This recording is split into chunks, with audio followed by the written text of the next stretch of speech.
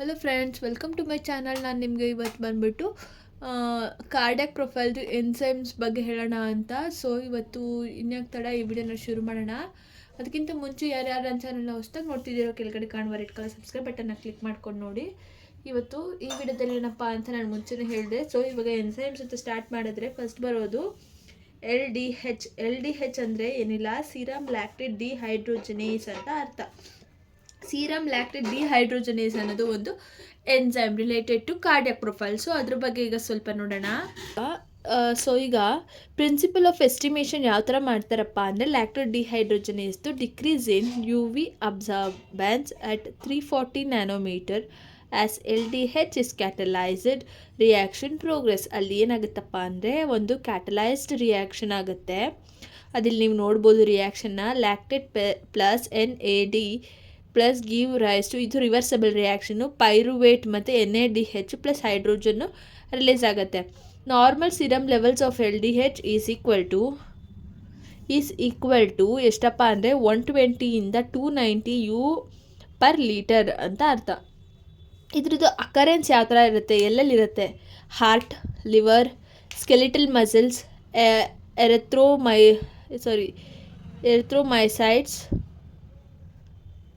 ಎರೆಥ್ರೋಸೈಟ್ಸ್, IDH, AMI, LDH1, LDH2 flipped ಪ್ಯಾಟರ್ನಲ್ಲಿ ಇರುತ್ತೆ.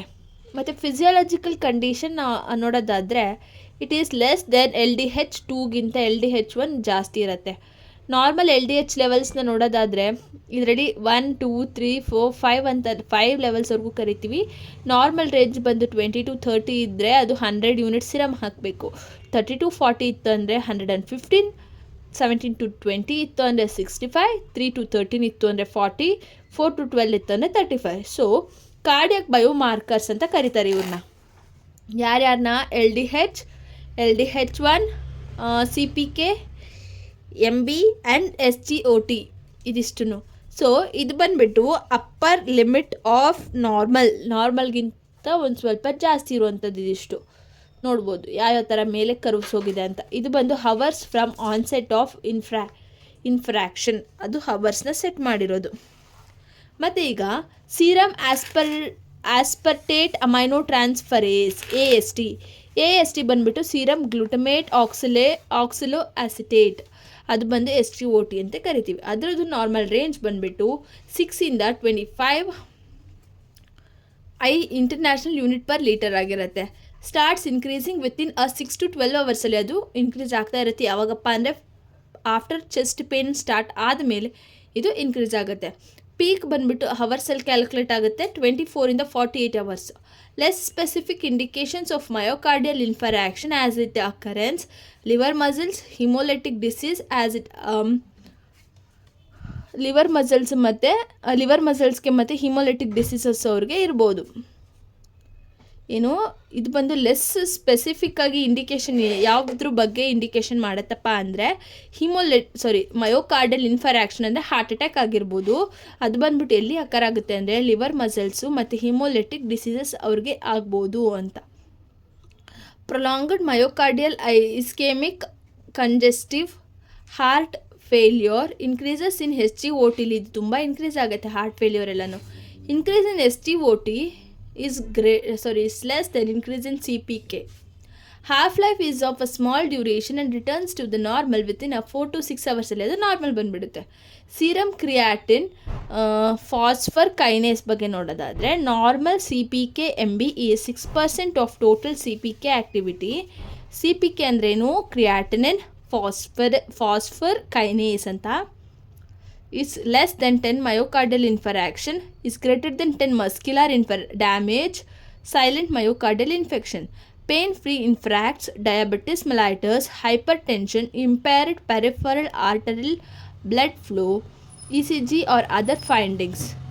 Angina ECGಲಿ ಒಂದಷ್ಟು ಕಂಡೀಷನ್ಸ್ ನಮಗೆ ಕಂಡುಹಿಡಿಬೋದು. ಯಾವುದಪ್ಪ ಅಂದರೆ ಆ್ಯಂಜೈನಾ ಪೆಕ್ಟೊರಾಲಿಸ್ ಅಂತ.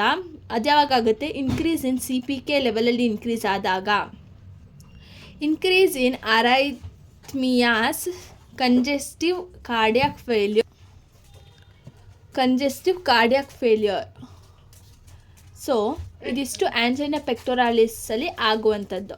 ಏನಾಗುತ್ತೆ, C P K level activity ಜಾಸ್ತಿ ಆಗುತ್ತೆ, ಅರೈಥಿಮಿಯಾಸ್ ಜಾಸ್ತಿ ಆಗುತ್ತೆ, ಕಂಜೆಸ್ಟಿವ್ ಕಾರ್ಡಿಯಾಕ್ ಫೇಲ್ಯೂರ್ ಕೂಡ ಆಗುತ್ತೆ. ಮತ್ತು ಈಗ ನೆಕ್ಸ್ಟ್ ಬಂದುಬಿಟ್ಟು serum creatine kinase, C K ಅಂತ ಹೇಳ್ತಾರೆ. ಸೊ ಇದ್ರ ಬಗ್ಗೆ ನೋಡೋಣ. So the muscle cells in your body need C K to function properly. ನಿಮ್ಮ ಬಾಡೀಲಿ ಇರುವಂಥ ಮಸಲ್ಸು ನೀಟಾಗಿ ವರ್ಕ್ ಆಗಬೇಕಂದ್ರೆ ಇಲ್ಲಿ ಸಿ ಕೆ ಮಸಲ್ಸ್ ಇದ್ರೇ ನಿಮ್ಮ ಬಾಡಿ ನೀಟಾಗಿ ಫಂಕ್ಷನ್ ಆಗುತ್ತೆ. ಮತ್ತು creatine phosphokinase iso enzymes play a key role in the intracellular energy transport from mitochondria to myofibrils and other sites of energy utilization. CK is made up of 3 isoenzymes. ಇದು CK ಬಂದ್ಬಿಟ್ಟು 3 isoenzymes ಇಂದ ಮಾಡಿದೆ. 3 isoenzymes ಇಂದ ಇದು ಆಗಿದೆ. ಯಾವ್ದ್ಯಾವ್ದಪ್ಪ ಅಂದರೆ CK BB, CK MB, CK MM. ಅದ್ರದ್ದು gene ಬಂದು ಇದಿಷ್ಟು ಇರುತ್ತೆ, ಪ್ರೋಟೀನ್ ಬಂದು ಇಲ್ಲಿದೆ, ನೀವು ನೋಡ್ಬೋದು. ಇದು ನಿಮಗೆ ಅರ್ಥ ಆಗುತ್ತೆ. ಕಾರ್ಡಿಯಾಕ್ ಮಾರ್ಕರ್ ಅಂತಲೇ ಕ್ವೆಶನ್ ಕೇಳ್ತಾರೆ. ಸೊ ಇದು ತುಂಬ ಇಂಪಾರ್ಟೆಂಟು. ಈ ಡಯಾಗ್ರಾಮು ಇಲ್ಲಿದಲ್ಲ, ಈ ಡಯಾಗ್ರಾಮು ಕಾರ್ಡಿಯಾಕ್ ಮಾರ್ಕರ್ ಅಂತ. ಸೊ ಇದನ್ನು ನೋಡ್ಕೊಳ್ಳಿ. ಆಮೇಲೆ ಸಿ ಪಿ ಕೆ ಇನ್ಕ್ರೀಸೆಡ್ ಎಲ್ಲಿ ಇನ್ಕ್ರೀಸ್ ಆದಾಗ ಅಬ್ಸರ್ವ್ ಮಾಡ್ಬೋದು ಅಂದರೆ ಮಯೋಕಾರ್ಡಿಯಲ್ ಇನ್ಫರಾಕ್ಷನ್ ಅಲ್ಲಿ ನೋಡ್ಬೋದು, ಮಯೋಕಾರ್ಡಿಯಲ್ ಡೈಸ್ಟ್ರೋಫಿಯಲ್ಲಿ ನೋಡ್ಬೋದು, polymyositis, motor neuron disorders, acute cerebrovascular accidents. Normal range of C P K is in men ಬಂದುಬಿಟ್ಟು 220 to 50 ಇಂಟರ್ನ್ಯಾಷನಲ್ ಯೂನಿಟ್ ಇರುತ್ತೆ. ವುಮೆನ್ನಲ್ಲಿ 10 to 37 ಇಂಟರ್ನ್ಯಾಷನಲ್ ಯೂನಿಟ್ ಇರುತ್ತೆ. ಈಗ precautions of estimations of C P K ನೋಡೋದಾದರೆ, patients undergo sternus exercise before blood collection, erroneous high level of CPK, minor tissues trauma, erroneous high level of CPK.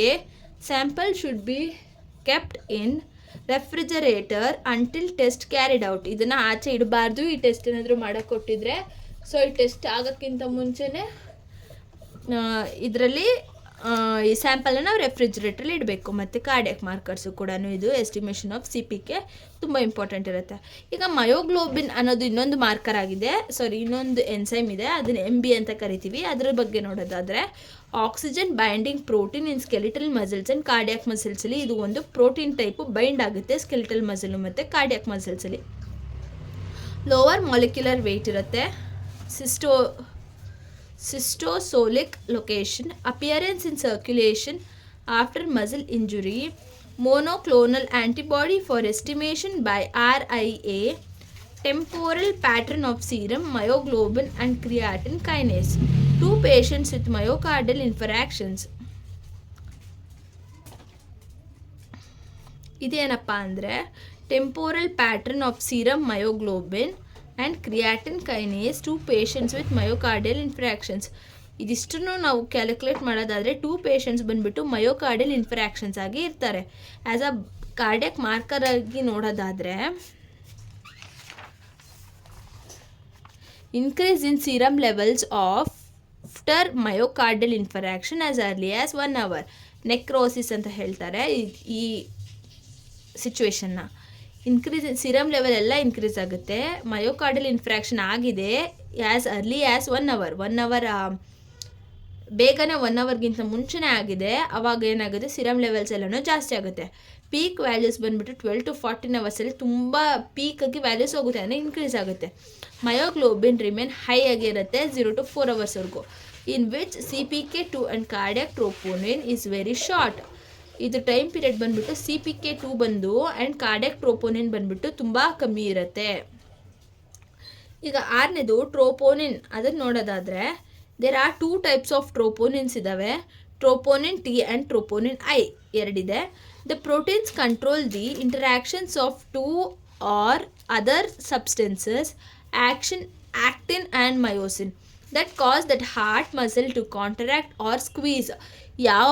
ಇಲ್ಲಿ ಏನಿದೆ ಅಲ್ಲ proteins control ಮಾಡುತ್ತೆ ನಮ್ಮ ಹಾರ್ಟ್ನ other ಸಬ್ಸ್ಟೆನ್ಸಸ್ಸು. ಇಲ್ಲಿ ಏನಿದೆ ಆ್ಯಕ್ಟಿನ್ ಆ್ಯಂಡ್ ಮಯೋಸಿನ್ ಬಂದ್ಬಿಟ್ಟು ನಮ್ಮ ಹಾರ್ಟ್ ಮಸಲ್ಸ್ನ ಕಾಂಟ್ರಾಕ್ಟ್ ಆಗೋದಕ್ಕೆ ಮತ್ತು ರಿಲೀಸ್ ಆಗೋದಕ್ಕೆ ಹೆಲ್ಪ್ ಮಾಡ್ತವೆ. Normal levels in the blood are very low, but they rise sharply and quickly in response to a heart muscle injury, usually within 2 or 3 hours after the beginning of a heart attack. Cardiac troponin will also rise in response to angina. ಆ್ಯಂಜೈನಾಗೆ ಇದು response ಆಗಿ cardiac troponin ಕೂಡ race ಆಗುತ್ತೆ. Which is one of the reason the 2 tests R often performed together. ಯಾಕೆ ಅಂದರೆ ಈ ಆ್ಯಂಜೈನಾ ಇರೋದ್ರಿಂದ 2 ಟೆಸ್ಟ್ನು ಒಟ್ಟಿಗೆ perform ಮಾಡ್ತಾರೆ.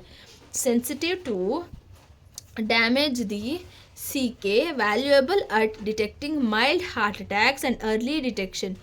Elevated levels that are specific to a heart injury. So friends, ಇದಿಷ್ಟು ಬಂದ್ಬಿಟ್ಟು ನಮಗೆ ತುಂಬ ಇಂಪಾರ್ಟೆಂಟ್ ಆಯಿತು. ಇದ್ರ ಬಗ್ಗೆ ಇನ್ನೂ ಒಂದು ಸ್ವಲ್ಪ ಡೀಟೇಲಾಗಿ ಹೇಳಬೇಕು ಅಂದರೆ ಇದರಲ್ಲಿ ಇರುವಂಥ ಎನ್ಸೈಮ್ಸ್ ಬಗ್ಗೆನೇ ನೀವು ತಿಳ್ಕೋಬೇಕು. ಕಾರ್ಡಿಯಾಕ್ ಎನ್ಸೈಮ್ಸ್ ಅಂತ ಕೇಳಿದ್ರೆ ಇದಿಷ್ಟು 5 ಪಾಯಿಂಟ್ಸ್ ಬರಿಬೋದು.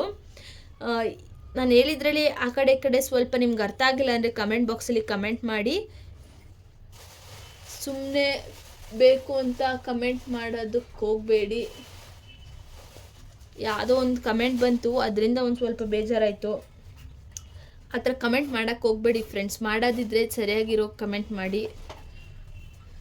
ಸೊ ಇದು ವಿಡಿಯೋ ಇಷ್ಟ ಆಯಿತು ಅನ್ಕೋತೀನಿ. ಇನ್ನೊಂದು ಸ್ವಲ್ಪ ಡೀಪಾಗಿ ಹೇಳಬೇಕು ಅಂದರೆ ಟ್ರೋಪೋನಿನಲ್ಲಿ 2 ಟೈಪ್ಸ್ ಇರ್ತವೆ, ಟ್ರೋಪೋನಿನ್ T ಮತ್ತು ಟ್ರೋಪೋನಿನ್ I. ಇದರಲ್ಲಿ ಒಂದು ಪ್ರೋಟೀನ್ ಇರುತ್ತೆ. ಯಾವುದು ಆ ಪ್ರೋಟೀನ್ ಬಂದು ಇಂಟ್ರ್ಯಾಕ್ಷನ್ ಮಾಡುತ್ತೆ ಸಬ್ಸ್ಟೆನ್ಸ್ ಜೊತೆಗೆ, ನಮ್ಮ ಹಾರ್ಟ್ ಮಸಲ್ಸ್ನ ಕಾಂಟ್ರಾಕ್ಟ್ ಮತ್ತು ಸ್ಕ್ವೀಸ್ ಮಾಡೋದಕ್ಕೆ ಹೆಲ್ಪ್ ಮಾಡುತ್ತೆ. ಮತ್ತು normal levels in the blood are very low ಇರ್ತದೆ, ಮತ್ತು ಅದು ರೈಸ್ ಆಗುತ್ತೆ ಕ್ವಿಕ್ಕಾಗಿ. ಯಾವುದಕ್ಕೆ ಹಾರ್ಟ್ ಮಸಲ್ ಇಂಜುರಿ ಏನಾರು ಆಯಿತು ಅಂದಾಗ ವಿತಿನ್ 3 hours ಹಾರ್ಟ್ ಅಟ್ಯಾಕ್ ಆಗುವಂಥ ಚಾನ್ಸಸ್ ಇದ್ದರೆ ಅದೇನಾಗುತ್ತೆ, ಹಾರ್ಟ್ ಕ್ವಿಕ್ಕಾಗಿ ಹಾರ್ಟ್ ಮಸಲ್ಸು ರೈಸ್ ಆಗುತ್ತೆ ಬೀಟ್ ಮಾಡ್ಕೊಳ್ಳೋಕ್ಕೆ. ಅದ್ರ ಜೊತೆಗೆ ಕಾರ್ಡಿಯಾಕ್ ಟ್ರೋಪೋನಿನ್ ಕೂಡ ರೈಸ್ ಆಗುತ್ತೆ. ಅದನ್ನು ನಾವೇನಂತ ಕರಿತೀವಿ, ಆ್ಯಂಜೈನಾ ಅಂತ ಕರಿತೀವಿ. ಅದು ಬಂದುಬಿಟ್ಟು ಒಂದು ರೀಸನ್ ಅಂತಲೇ ಹೇಳ್ಬೋದು. 2 ಟೆಸ್ಟ್ನು ಒಟ್ಟಿಗೆ ಪರ್ಫಾರ್ಮ್ ಮಾಡಿದಾಗ ಆಗುವಂಥ ಕಂಡೀಷನ್ನ ಆ್ಯಂಜೈನಾ ಅಂತ ಕರಿತೀವಿ. ಇದು ಬಂದುಬಿಟ್ಟು ಸೆನ್ಸಿಟಿವ್ ಆಗಿರುತ್ತೆ CKಗೆ. ದಟ್ ಮೈಲ್ಡಾಗಿ ಹಾರ್ಟ್ ಅಟ್ಯಾಕ್ ಆಗ್ಬೋದು, ಅದನ್ನು ಅರ್ಲಿಯಾಗಿ ಡಿಟೆಕ್ಷನ್ ಮಾಡುತ್ತೆ. Elevated low that are specific to a heart injury. So friends, ಇಲ್ಲಿವರೆಗೂ ನೀವು ನೋಡಿದ್ದೀರಾ ಅಂತ ಅಂದರೆ ಇಷ್ಟ ಆಗಿದೆ ಅಂದ್ಕೊಂಡಿದ್ದೀನಿ. Thank you for watching friends. ನನಗೆ ಬಯೋಕೆಮಿಸ್ಟ್ರಿ ಅಷ್ಟು ನಿಮಗೆ ಎಕ್ಸ್ಪ್ಲೇನ್ ಮಾಡೋದಕ್ಕೆ ಆಗ್ತಾಯಿಲ್ಲ. ಸೊ ನಿಮ್ಗೆ ಇಲ್ಲಿವರೆಗೂ ಅರ್ಥ ಆಗಿಲ್ಲ ಅಂದರೆ ಒಂದೆರಡು ಕಮೆಂಟ್ ಮಾಡಿ. ಅದರಿಂದ ನಾನು ಏನು ಅರ್ಥ ಮಾಡಿಸ್ಬೇಕು ಅಂತ ನೋಡಿ ನಿಮಗೆ ನೆಕ್ಸ್ಟ್ ಟಾಪಿಕ್ನ ಪ್ರಿಪೇರ್ ಮಾಡ್ಕೊತೀನಿ. ಬಾಯ್ ಬಾಯ್ ಫ್ರೆಂಡ್ಸ್.